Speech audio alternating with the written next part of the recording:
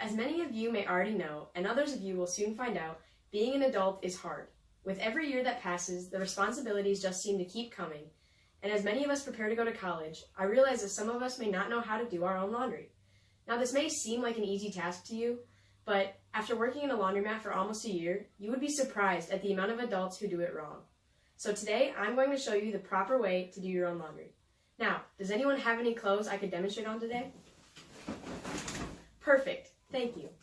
So, the first step in doing your own laundry is separating the clothes.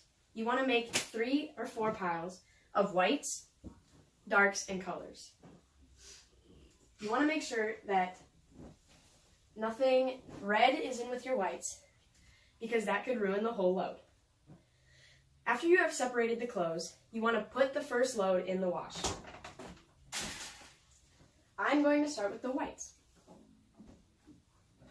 You need to try to make sure that your wash is not too overfilled or underfilled, because if it's underfilled, it's a waste of money and water, and if it's overfilled, the cycle could stop and make you restart.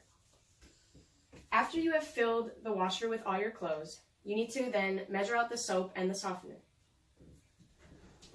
Many detergents give you directions on the bottle of how much to fill for one load. For this load, I'm going to be filling it up to the one line, the first line.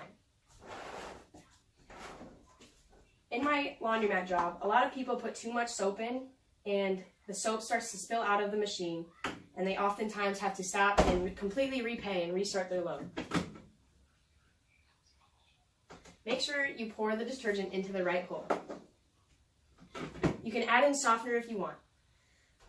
So after you've added the soap, you can begin to start the wash and turn on the machine. And when you're going to select a cycle, make sure you pick the correct cycle for the clothes you put in there. If you put in like underwear, there's a delicate cycle usually, or a light wash, or hot water, cold water, and heavy loads if you've got a lot in there.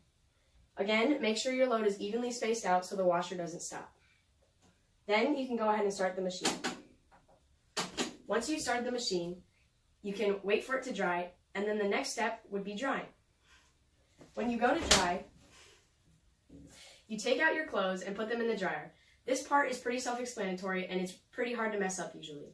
The only thing you have to do is make sure you check the tags on your nicer clothes or your sweaters to see if it says if you need to do no drying, air drying, or like high heat, low heat, so you don't ruin the garment.